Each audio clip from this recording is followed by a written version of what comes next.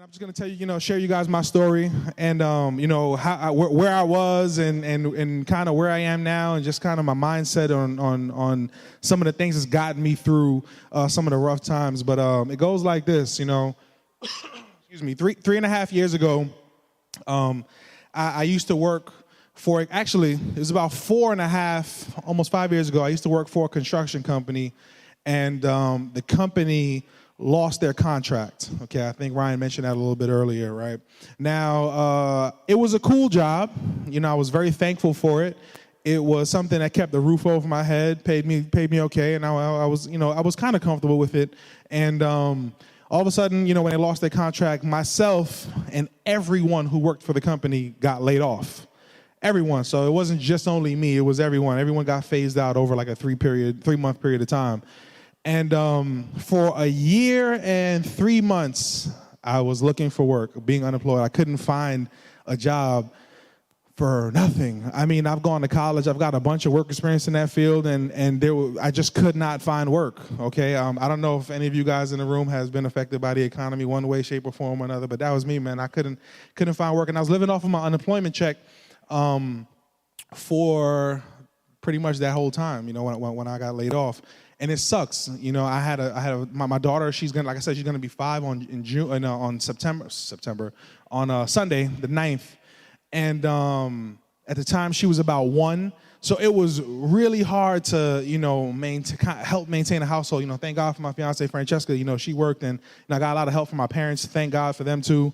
But it was a time of my life where it was very hard. But here's one thing that I always knew. I had a feeling. It was just it was a burning thing inside of me that, yes, I was looking for another job, and I was thankful for having that job when I did, but the reality was this: I hated that job.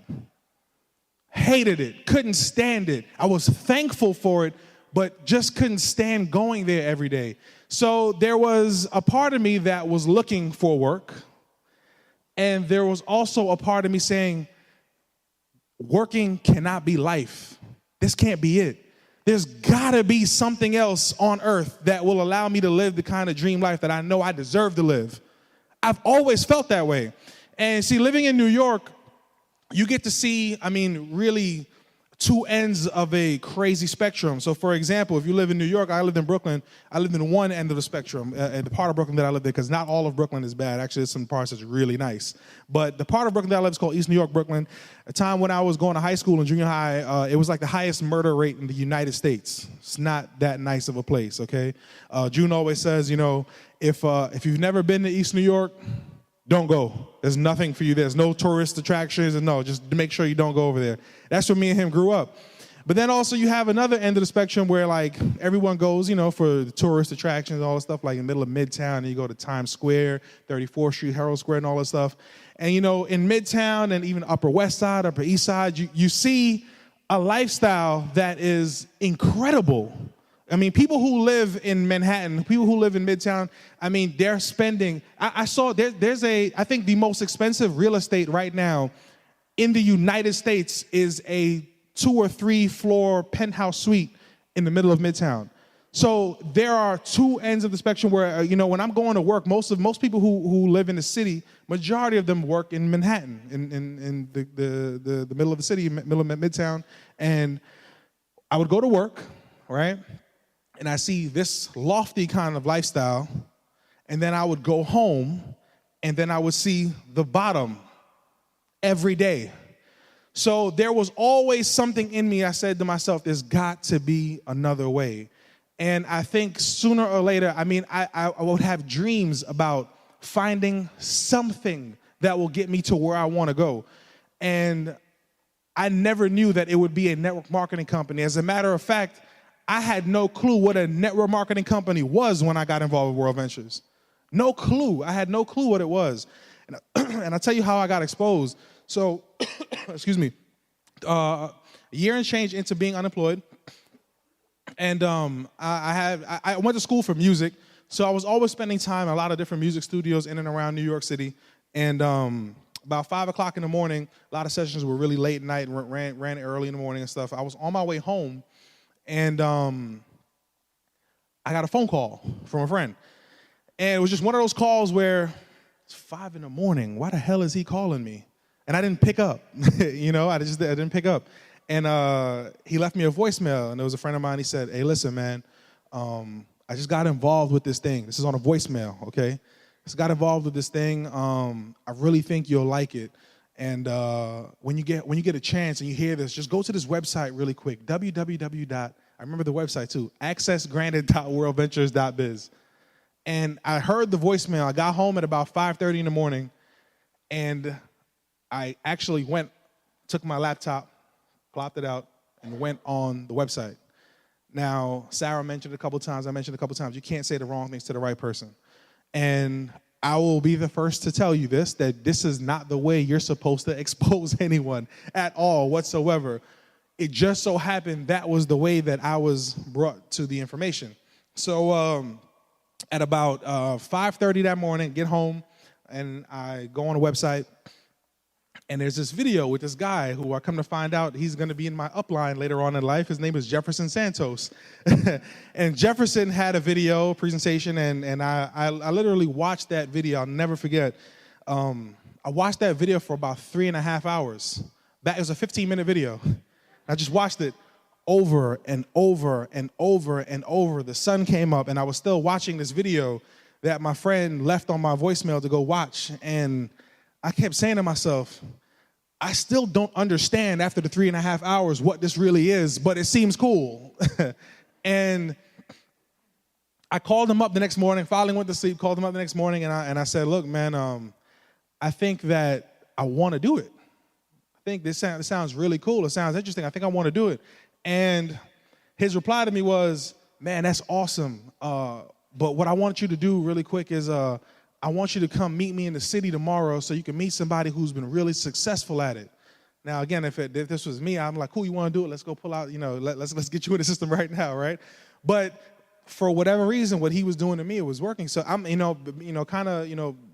going to school and learning how to, I kind of had I don't want to say I knew how to network, but I always knew, especially with the music industry, you've always got to know people. You got to know somebody to know somebody. So I was never closed-minded to meeting somebody new ever in my life. So when I heard him say, yeah, you got to meet somebody who's really successful in the idea you just saw, I said, sure, no problem. So the next day I went in the middle of Midtown, swiped my card, negative balance to go get gas, to go meet him in the city, right?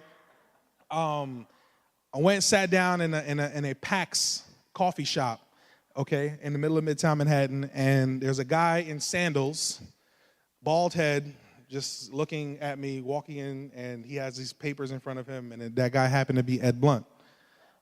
And I sat down, and he pretty much just re-exposed the information to me, just did a presentation. He pretty much did a PowerPoint, but they were on, like, sheets of paper. So he kind of just went on every page and, did the information. I looked at him, and I said, that's cool, bro. I appreciate you going through, the time of going there. But I saw it already, and I already told Ricardo I want to do it.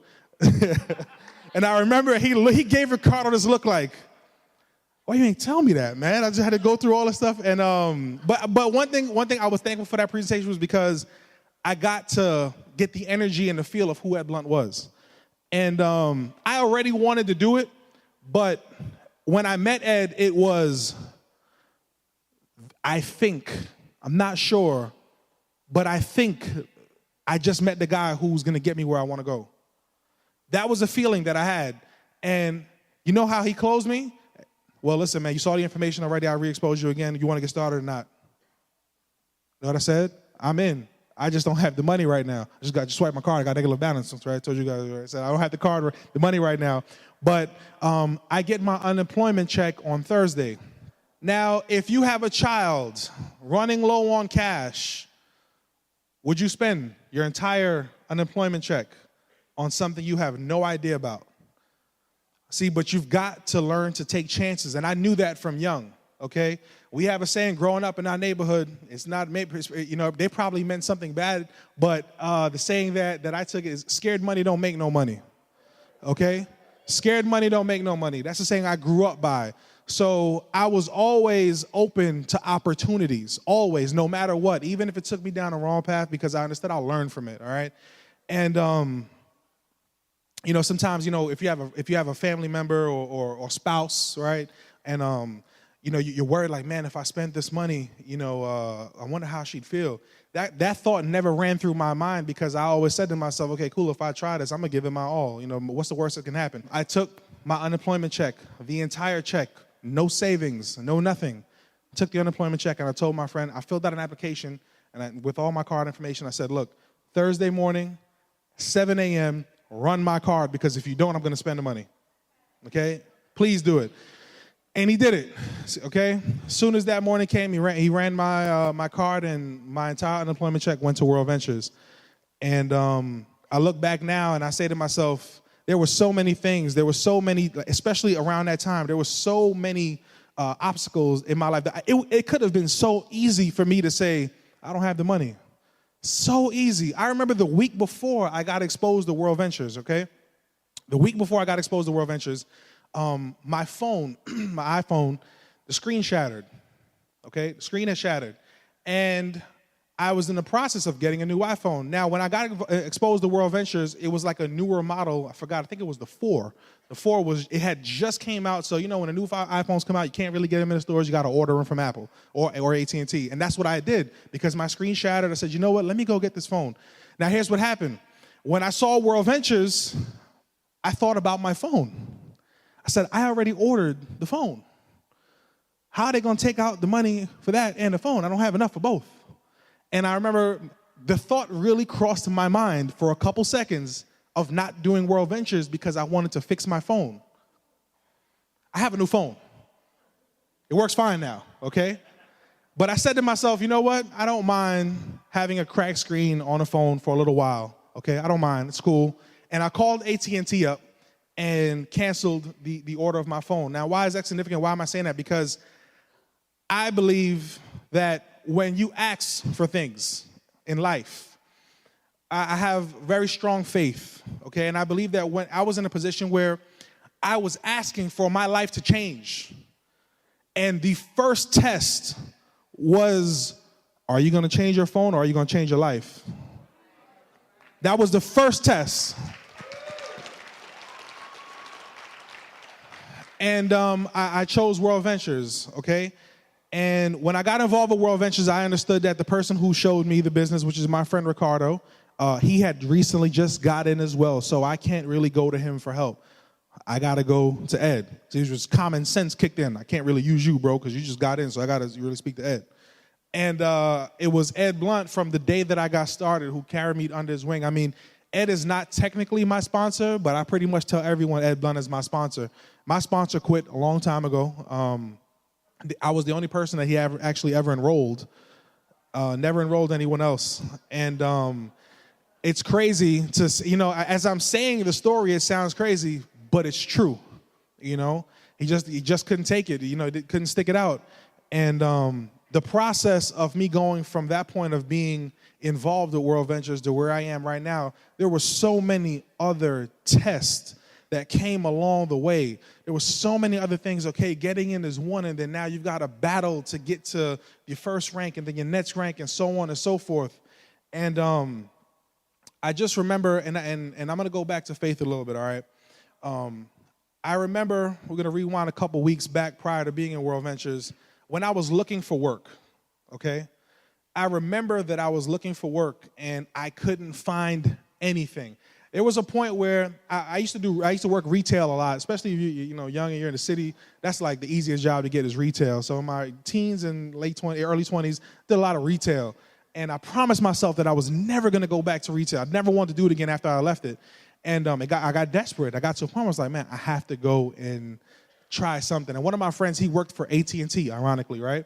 And he said, look, man, I can get you a job in my store if you really want. Just, come in and take a couple interviews and you should be good. And it was like, oh, I don't want to go back to that. But, beggars can't be choosers right now. I need something and why not or whatever. And I went, took the interviews, and interviews went great, right? And obviously, if you're going to get a job and you got a friend like looking out for you, you got an inside connect, right? You think you got it and all that stuff. And when I got the call back, actually, Took the second interview. They said, look, man, next week, Monday, you're supposed to get your hair back from a recruiter so you can go out, go get trained for a month. They're going to send you to train for a month to go out and sell cell phones, all right? Crazy. So he said, you're going to come back. You're going to get a call back on Monday. You're going to tell you what to do to go for training. Monday came. I didn't hear from anyone. Tuesday came. Didn't hear from anyone. I said, you know what? Let me give them a call. Called up the person I had the last interview with. They pretty much ran me off the phone and said, hey, I'm sorry, man, I'm really busy. I'll give you a call back. I was like, wow, that's really professional. Cool. Okay, no problem. Wednesday came, didn't hear from anyone. Thursday came. I said, let me call back the first person that I had to interview with. And that person got on the phone and said, hey, man, I apologize, but here's the deal. We are going to have to go with someone who has a little bit more cell phone sales experience than you. Yeah. Honest to God truth. And I remember exactly where I was at that moment. I was sitting in my car in a parking lot, and I'm on the phone through Bluetooth with, the people from AT&T. And when I hung up the phone, I remember just saying, God, I give up. I don't know what it is that you want me to do, but I'm going to stop fighting you. Maybe I'm fighting you. Maybe there's something that you need me to do. I give up. You lead me the way. Because I was before World Ventures, I was if you guys know, there's two different kinds, a pessimist and an optimist, right? An optimist is someone who sees the bright side. The grass is greener always on the other side. The glass is half full, not half empty. The pessimist sees it the other way around. There's always a rain cloud over that person. The glass is half empty, not half full, right? You attract what you are. And the entire time that I was going through this whole ordeal of trying to find a job and all this stuff, I believe that I was just being the worst thing to myself because I kept thinking negatively, and I was a pessimist, and I just thought wrong, and it was always, why me? Why does this happen to me? It only happens to me. And when I got off the call from the first person who interviewed me at AT&T, it was the first time that I let go. I just let go. And I had faith. And I said, whatever it is you want me to do, Lord. And I literally remember just feeling a weight being lifted off of my chest. I'm not joking. So whatever it is, I get it now. I remember saying, cell phone sales. Really? Really? I get it. Whatever it is that you want me to do, God, I will do. And it was the following week and a half when I was exposed to World Ventures. True story. Now, when I got into World Ventures, it definitely was not the easiest road from day one. I got my 6 in my first month, but that was pretty much as fast as it went. The entire time of building World Ventures, going to all the events and going to Ed's trainings and all the stuff, I was just developing myself as a person. I was just learning about network marketing. As I was listening to audios that I was buying from trainings, I was just learning about how to do this properly. And the first regional event that I ever went to was in New Jersey. And the lead trainer was a guy named Eric Grzybowski. And to this day, me and Eric, we have a great friendship now, but that was a guy who, when I first saw him in front of the stage, I remember the first reaction was, wow. And the second reaction was, you can talk to people like that? Like, I remember seeing Eric just going off on stage, and I was like, wow. We talk to people like that all the time. Maybe this thing could work. Eric was the first person to really give us some, like a breath of I don't want to say fresh air, but it was a new energy with building World Ventures. And I give him a lot of credit. Like, he knows, Eric Grzybowski had a giant impact on myself and on June for whatever reason. I don't know why, but Eric, I give hats off to him because he's definitely someone who had he didn't work with us physically, but he had a big reason on why New York is where they are because of his influence. So I thank Eric for that. But again, like I said, it was all just a journey. Even at that point, after I met Eric, it wasn't a smooth transition or an easy ride into IMD. It took me 7 months, to hit senior rep. 7 months. I know a lot of you guys I heard come up here when you said senior rep way faster than me. 7 months to hit senior rep. And when I hit it, it was like, oh, yes, finally. And then it was another 7 months after that to hit director, okay? So again, it wasn't I wasn't on this express lane to IMD. And I remember once I'll give you guys a defining moment in my World Ventures career, and this is something that I shared the other night with at the Wings event. I was building my business, all right, and this was late 2011, 2012. The first week of February of 2012 was when I hit director, and I'm gonna tell you why that's significant, because back in December of 2011, going into that time period, my business just wasn't going where I wanted it to go. It just wasn't moving as fast as I wanted it to. And I remember listening to an audio that Ed Blunt gave me. And it wasn't a World Ventures audio, but it was an audio about network marketing. And I started listening to this audio, and I was coming home from a friend's party that he had in Atlantic City, New Jersey. And I couldn't even have a good time because my mind was just so wrapped around the business. And I just remember on the way back home on the highway, and I'm listening to this audio, and it was probably one of the best audios I've ever heard. And the man said something that I will tell you guys right now, and I hope that it has the exact same impact that it has on you that it had on me from that day forward even to now. He said a story of a guy named Alexander the Great. I don't know if you guys are familiar with him or his story, but Alexander the Great was a gentleman who he used to go around conquering countries pretty much. That was his thing. He went around taking countries. That's mine. Thank you. I'll take that one. That's mine too. That's pretty much what he did, right? Him and his army. And he got to one country, one island. And when he got to this one island, he had his scouts go scout the island. And when his scouts came back, his captains and stuff, they said, hey, listen, Alexander, we got a problem. All right, we got a problem, bro. Here's the deal. They're prepared. Let's say for numbers' sake, okay? Let's say there's about 20,000 of them. We only got 2,000 of us.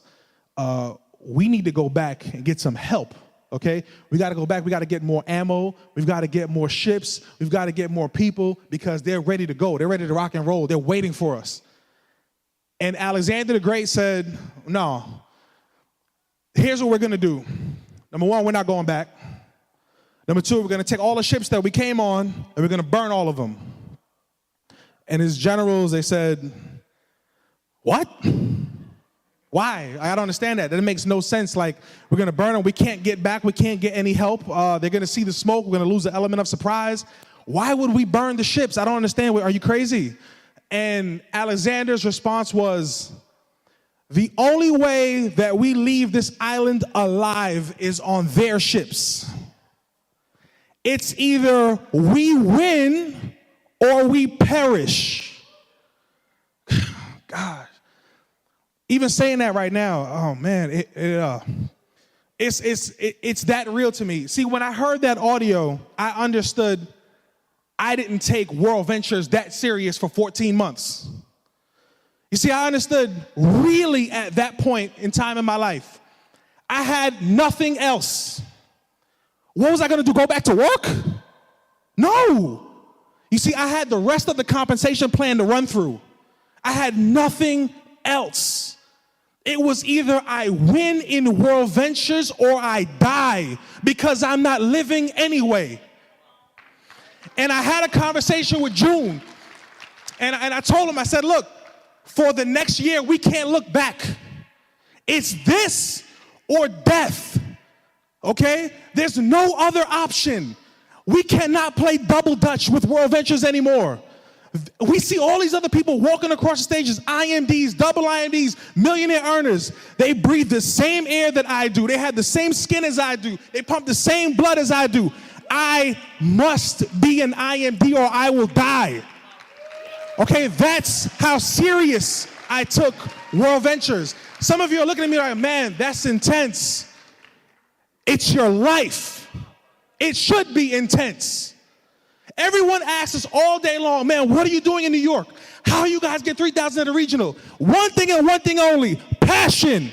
It's passion that equals power. It's not the specifics, man. What's the words that you use? It's passion that equals power in this business. I promise you, it is passion only. There are so many people that are making boatloads of money on my team for one reason only. Their passion is their motivation and their drive to build this business. They're passionate about changing their lives. If there's anybody in the room right now who cannot stand where they are financially, who cannot stand working their jobs, who cannot stand the fact that they cannot provide for their family the way they want to, you have to use that as your passion. You have to use that. That's what's going to wake you up every single morning to go build the business.